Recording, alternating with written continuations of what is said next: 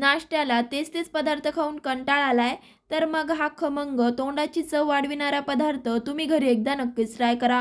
व्हिडिओला लाईक करा, शेअर करा आणि चॅनलला नक्की सबस्क्राईब करा. त्यासाठी एका बाउलमध्ये अर्धा वाटी बेसन, पाव वाटी ज्वारीचं पीठ, 1 चमचा लसूण मिरचीची पेस्ट, 1 चमचा जिरे, अर्धा चमचा ओवा, पाव चमचा हिंग, अर्धा चमचा हळद, 1 चमचा धने पावडर, चवीनुसार मीठ, खूप सारी बारीक चिरलेली कोथिंबीर घालून मिक्स करून घेऊ. 1 ग्लास पाणी घालून इथे आपल्याला बॅटर बनवून घ्यायचं आहे. बॅटरची कन्सिस्टन्सी व्हिडिओत दाखवल्याप्रमाणे ठेवायची आहे. इथे मी तवा आधीच गरम करून घेतला आहे. तव्याला तेल लावून बनवून घेतलेलं बॅटर मिक्स करून दीड पळी बॅटर सोडून धिरडं थोडंसं सुकवून घ्यायचं आहे. धिरडं सुकलं की 1 चमचा तेल कडेने सोडून खालची साईड खरपूस अशी भाजून घेऊ. खालची साईड भाजली की पलटवून वरची साईड थोडीशी भाजून घ्यायची आहे. मस्त असं खमंग जाळीदार इथे आपलं धिरडं तयार होतं. त्यामुळे घरी एकदा नक्कीच ट्राय करा. भाजल्यावरती काढून घेऊ. धन्यवाद.